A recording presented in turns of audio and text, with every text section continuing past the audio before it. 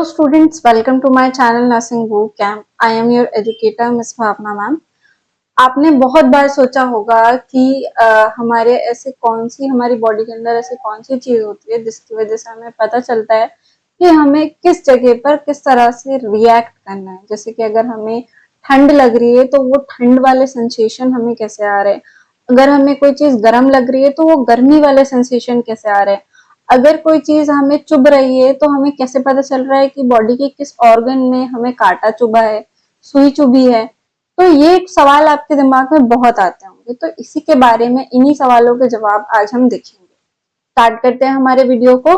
Firstly हम पढ़ने जा रहे हैं कनेक्टर्स। अब कनेक्टर्स क्या होते हैं देखते हैं। कनेक्टर्स और adjusters help in regulating, controlling और coordinating the activities of receptor and effectors. अब ये क्या करते हैं, कनेक्टर्स एक ऐसी चीज होती है जो कि क्या कर रहे हैं, रेगुलेट मतलब चलाने का काम कर रहे हैं, कंट्रोल मतलब उन पर नियंत्रण का काम कर रहे हैं, और कोऑर्डिनेटिंग मतलब मिलजुल के काम कर रहे हैं। ठीक है, साथ में काम कर रहे हैं इन सारी एक्टिविटीज की। ठीक है, किनके थ्रू, रिसेप्टर्स एंड इफेक्टर्स। अब हमने रिसेप्टर्स पढ़ लिए जो कि हमारे सेंस ऑर्गन्स थे, और इफेक्टर्स पढ़ लिए जो कि हमारी क्या थे, मसल्स थे। ठीक है, तो ये सभी चीजों को कंट्रोल करने का काम, इनको रेगुलेट चलाने का काम और इनको कोऑर्डिनेट कराने का काम कौन करता है, हमारे कनेक्टर्स करते हैं। ओके, नेक्स्ट देखते हैं। The ability to play a piano, drive a car और hit a tennis ball depends on muscle coordination. और ये मसल कोऑर्डिनेशन ये हमें कौन करा रहा है, मसल्स क्या है हमारी फैक्टर्स के अंदर आते हैं, और ये मसल कोऑर्डिनेशन के बाद ही हमने किसने करी है,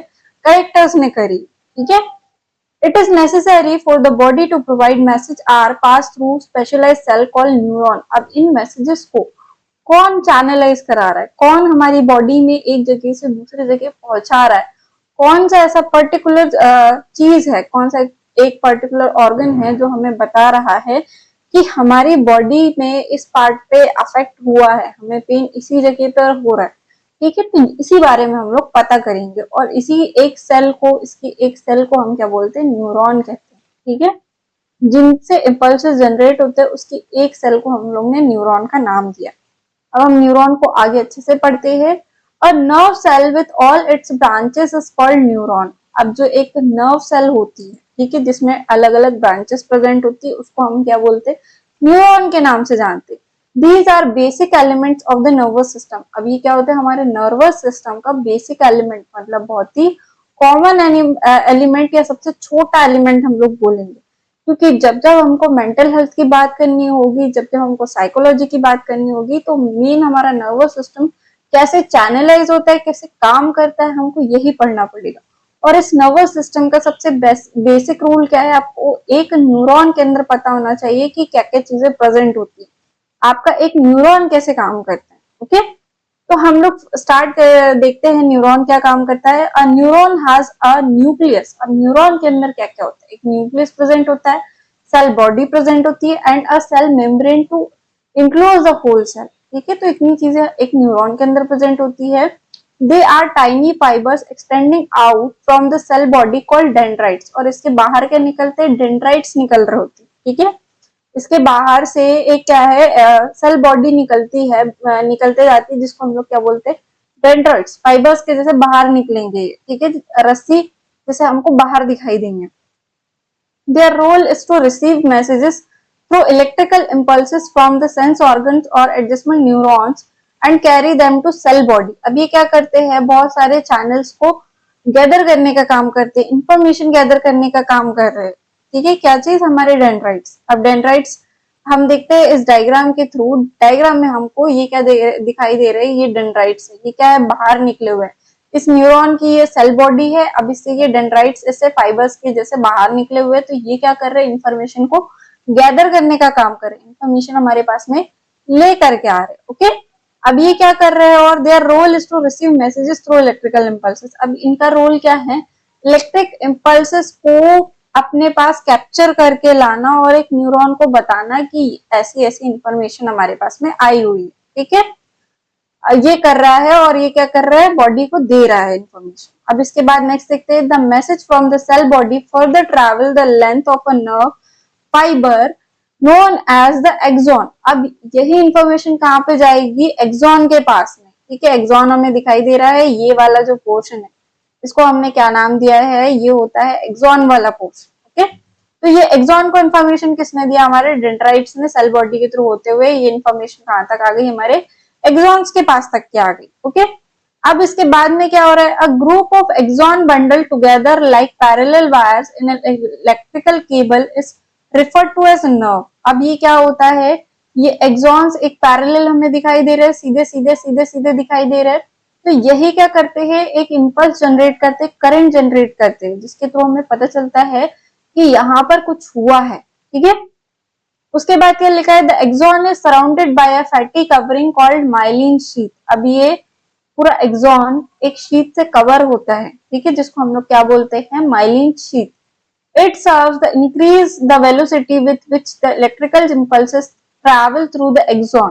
ठीक है, अब ये इलेक्ट्रिकल इंपल्सेस इसी एक्सॉन्स के ट्रैवल होते हैं। ओके, तो हम लोग पार्ट्स ऑफ न्यूरॉन्स में डायग्राम के थ्रू समझते हैं कि क्या होता है, डेंड्राइट्स होते हैं, ठीक है, फाइबर्स के जैसे अलग अलग सेल बॉडी से निकलते हैं, हमारे एक न्यूरॉन से निकलते हुए ये हमें दिखाई दे रहे हैं, इनको हमने डेंड्राइट्स बोल दिया।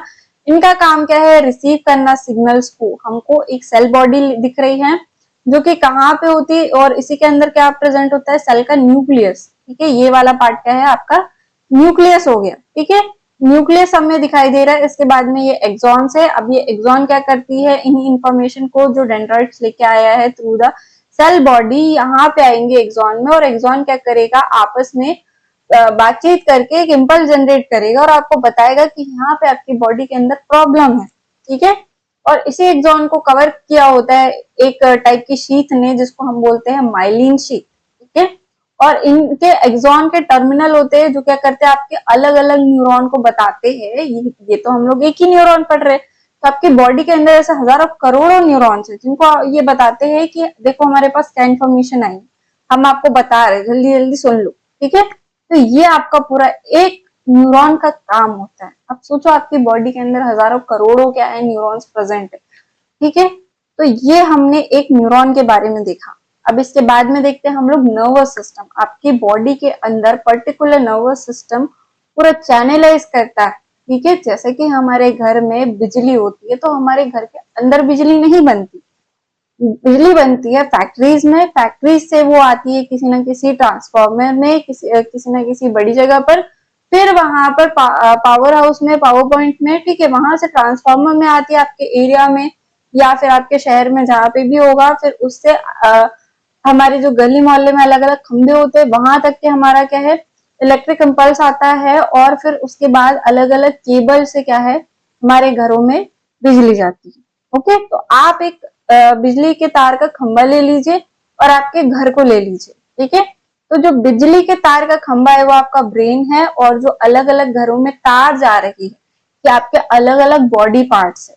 तो जहां जहां पे आपका जो ब्रेन है वो अच्छे से अगर काम करेगा, ठीक है, तो ये इम्पल्सेस बॉडी के उस पार्ट्स में उतने ही अच्छे तरीके से जाएंगे और आपका इम्पल्स जनरेट होगा, जिससे ऑटोनॉमिक और जो आपका नर्वस सिस्टम है वो काम करते रहेगा। मतलब आपको बताने की जरूरत नहीं है और आपकी बॉडी काम करते रहती है। हमारा डाइजेशन काम करता है, हमारी हार्ट बीट होती है ना, ये इम्पल्सेस के ऊपर ही है। आपके हार्ट का बीट होना है ना, आपका डाइजेशन का होना, तो ये सारी प्रक्रिया जो हम सोचते हैं कि कैसे होती होगी, आपका सांस लेना, तो ये इसी के थ्रू होती है, नर्वस सिस्टम के थ्रू ही होती है। आप आपका सेंसेस आना, चीजों को सुनाई देना, आपका मसल मूवमेंट कराना, तो ये आपकी सारी चीजें नर्व्स करा रही है। अगर ये काम नहीं करेंगे तो इसी जो आपके नर्वस सिस्टम अगर बिल्कुल काम नहीं करता, तो इसी कंडीशन को हम किस नाम से जानते हैं, पैरालिसिस, लकवा। ठीक है, जहाँ पे आपको किसी भी टाइप का कोई भी सेंसेशन नहीं आ रहा है, इसको हम क्या बोलते हैं, लकवा बोलते हैं। तो आपका नर्वस सिस्टम काम करना बहुत इंपॉर्टेंट है। ठीक है, तो अब नर्वस सिस्टम के बारे में हम लोग पढ़ लेते हैं। The nervous system is the master controlling, communicating and regulatory system of the body. ये तो हमको समझ में आ गया, नर्वस सिस्टम बहुत इंपॉर्टेंट चीज है हमारी बॉडी के लिए। Nervous system controls, coordinates all essential function of the human body. ठीक है, सभी ह्यूमन बॉडी के जितने भी ऑर्गन्स है, पार्ट्स है, उसको कंट्रोल करता है, चलाने का काम करता है।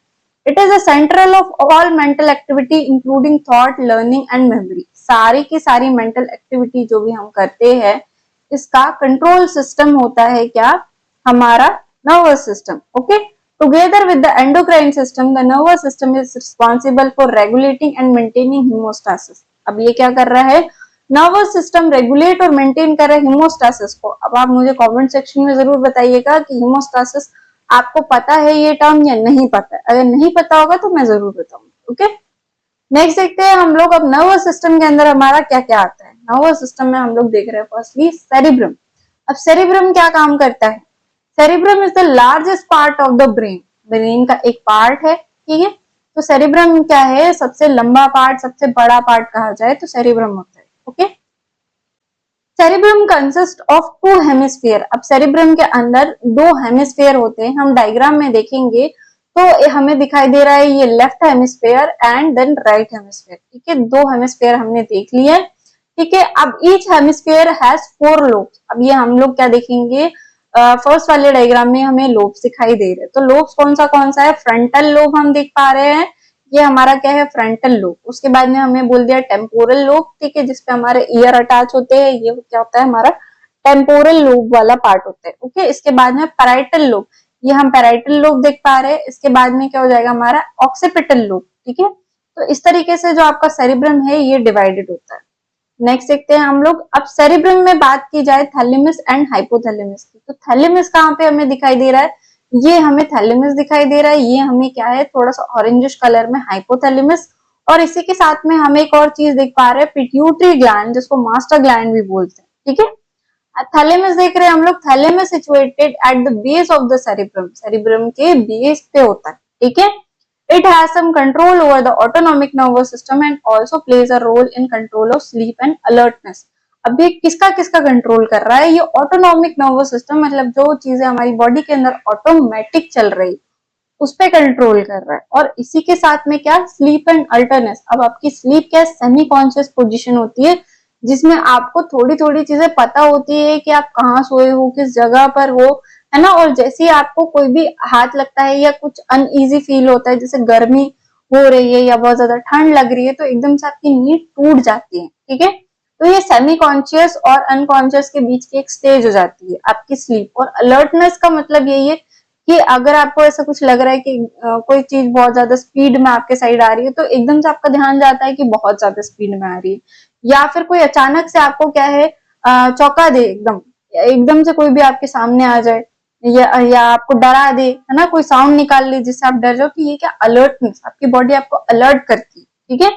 तो इसको कौन कंट्रोल करता है, इसे कौन देखता है, थैलेमस आपका। अब हम देखेंगे नेक्स्ट हमारा हाइपोथैलेमस क्या कर रहा है। तो hypothalamus lies below the thalamus. अब आप यहाँ पे थैलेमस आपने देखा डायग्राम में, इसी के नीचे हम क्या देख रहे हैं, हाइपोथैलेमस को देख पा रहे हैं।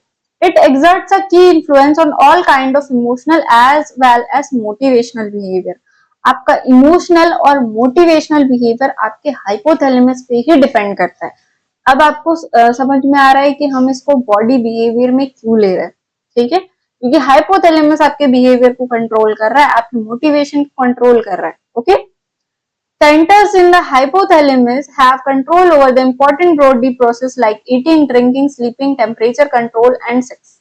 ओके, तो आपका हाइपोथैलेमस इन सभी को कंट्रोल करता है, ठीक है।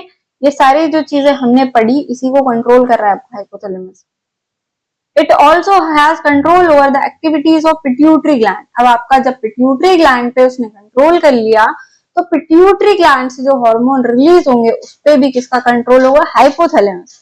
अब एक चैनल आप समझ लीजिए, अगर आपको अभी भी समझ में नहीं आएगा तो आप एनाटॉमी एंड फिजियोलॉजी के वीडियोस जो है हमारे, जिसमें हम देखेंगे सिस्टम के बारे में, ग्लैंड्स के बारे में, endocrine system and exocrine system, ठीक है। तो उसमें हम लोग प्रॉपर एक हार्मोन का चैनल पढ़ेंगे, कैसे वर्क करता है, किस तरीके से वर्क करता है, ठीक है। तो ये सारी चीजें आप वहां जाकर के देखिएगा।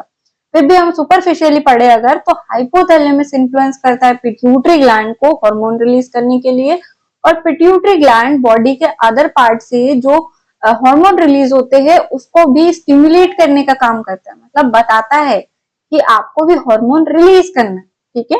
तो आपका मास्टर कौन हो गया, हाइपोथैलेमस, उसके अंडर काम कर रहा है पिट्यूटरी ग्लैंड, और पिट्यूटरी अंडर ग्लैंड के अंदर में कौन काम करेंगे, अदर ग्लैंड्स, ओके। तो ये एक चैनल है, मतलब आपका हाइपोथैलेमस बहुत अच्छे तरीके से काम करना चाहिए, प्रॉपर ऑक्सीजन आनी चाहिए हाइपोथैलेमस के पास में, प्रॉपर ब्लड जाना चाहिए हाइपोथैलेमस के पास में, ठीक है।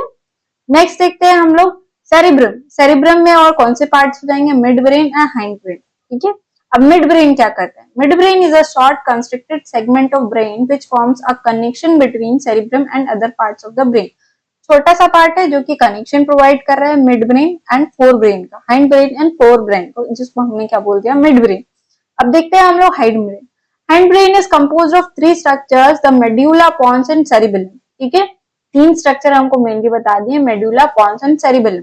अब मेड्यूला क्या कर रहा है, medulla controls breathing and many important reflexes, reflex पे कंट्रोल कर रहा है हमारा मेड्यूला, ठीक है। तो ब्रीदिंग जो हमारी हो रही है, ब्रीदिंग कंट्रोल, ठीक है, ब्रीदिंग कंट्रोल मेड्यूला से हो रहा है, पता चल गया चलो हमें।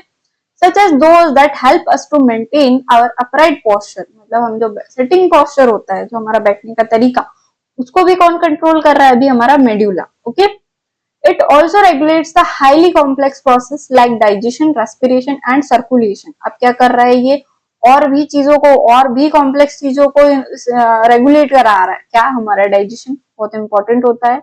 इसके बाद में क्या, रेस्पिरेशन, जो हम ब्रीदिंग करते हैं, सर्कुलेशन, जो हमारा ब्लड चल रहा है हमारी बॉडी के लिए, ठीक है। तो ये कॉम्प्लेक्स चीजें होती है समझने में, तो ये काम करा रहा है मेड्यूला हमारा, ठीक है। ये क्या है, हमारा हाइंड ब्रेन। अभी हम इसको डायग्राम में देख लेते हैं एक बार कि हमारा मिड हाइंड ब्रेन जो है, ठीक है, ये हमें दिखाई दे रहा है, ये मेडुला ऑब्लिगेंटा, मतलब ये वाला पार्ट, ओके। ये हमारा पॉन्स पैरेलाई हम यहाँ पे देख सकते हैं अच्छे से, ये पॉन्स पैरेलाई हो गया, और ये हमारी स्पाइनल कॉर्ड होगी, और ये क्या है, हमारा सेरिबेलम, ओके। ये सेरिबेलम पोस्टीरियर पार्ट, ओके। तो ये हम देख पा रहे हैं अच्छे से।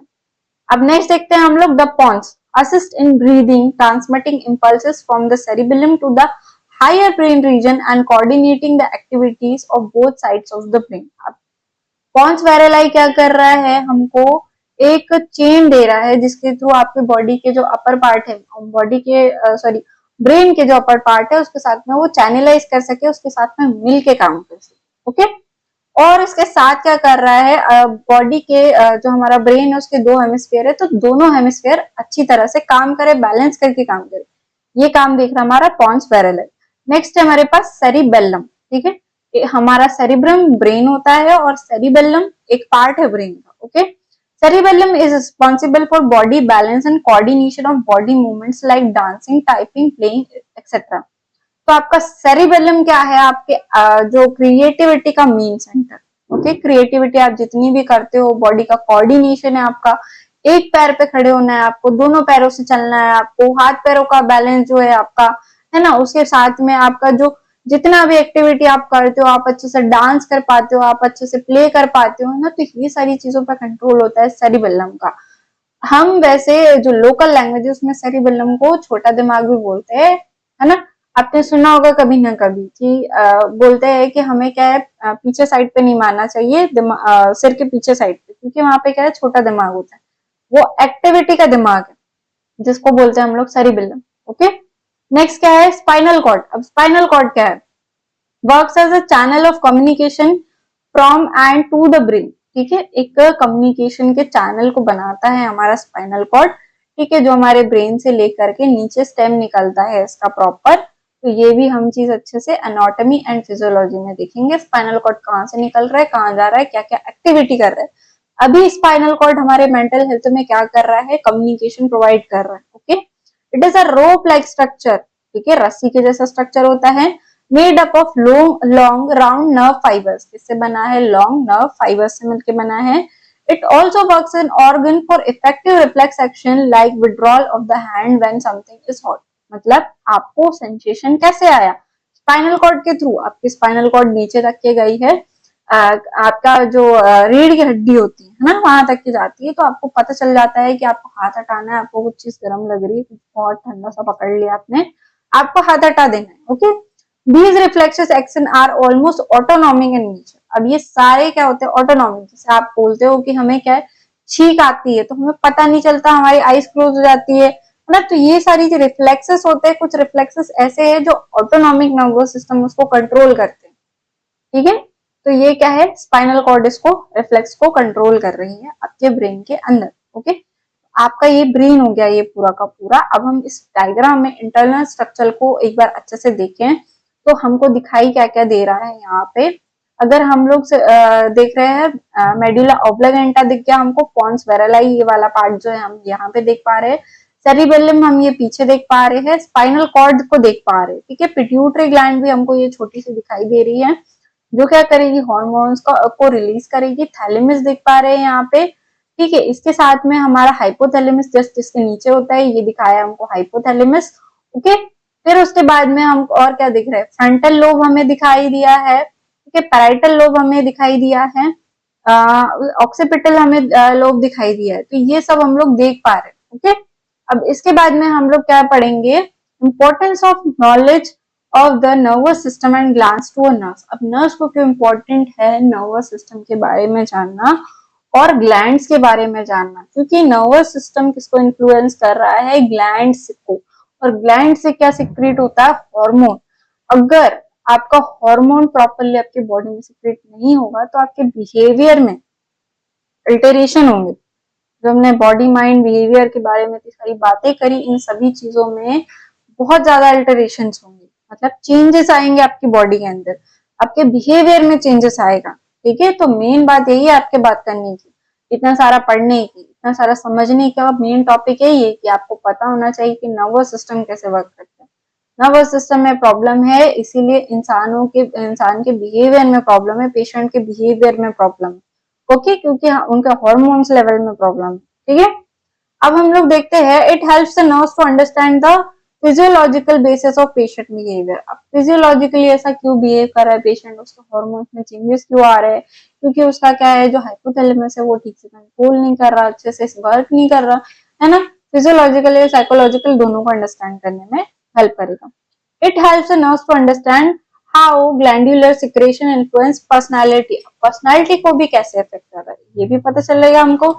It helps the nerves to understand the various disease of nervous system and glands and their effect on human being, ठीक है। अब नर्वस सिस्टम प्रॉपरली काम नहीं कर रहा है, हाइपोथैलेमस डैमेज है, या तो फिर मिड ब्रेन डैमेज है, या तो फिर जो हमारे सेरिबेलम है वो डैमेज है, तो उसकी वजह से पर्सन के एक्टिविटीज में चेंजेस आ गए। ग्लैंड्स में क्या है, ठीक से हार्मोन सिक्रेट नहीं कर पा रही, उसकी वजह से एक्सेसिव अमाउंट में पिट्यूटरी ग्लैंड एक्सेसिव अमाउंट में हार्मोन सिक्रेट कर रहा है, थायराइड हाई लेवल पे सिक्रेट हो रहा है। तो ये सारी चीजों का पता हमें कैसे चलेगा, जब तक हमें क्या है आपके ब्रेन के बारे में ही पता नहीं रहेगा कि ब्रेन स्टिमुलेट करता है हॉर्मोन्स को, है ना। ब्रेन ही स्टिमुलेट कर रहा है ग्लैंड्स को, उससे हार्मोन सिक्रेट हो रहा है, वो ही स्टिमुलेट कर रहा है। इसीलिए आपको बहुत इंपॉर्टेंट है पूरा नर्वस सिस्टम के चैनल को पता होने के लिए, बॉडी माइंड एंड बिहेवियर के पता होने के लिए। अब इतनी सारी चीजें हम लोग देख चुके हैं बॉडी माइंड एंड बिहेवियर में, तो अगर आपको किसी भी तरीके का डाउट हो तो आप कमेंट सेक्शन में जरूर बताइएगा मुझे। और बाकी हम ये चैप्टर जो है हमारा यूनिट 2 ये खत्म हो चुका है। यहाँ पर आपके सारे वीडियोस जो है डल चुके हैं, सारे टॉपिक्स हमने कवर कर लिए। अगर कुछ रह गया हो तो वो भी बता दीजिए आप, और कमेंट सेक्शन में आप अपने क्वेश्चंस भी दे सकते हैं। तो आज के लिए इतना ही। Thank you for watching the video. Lights, camera, action.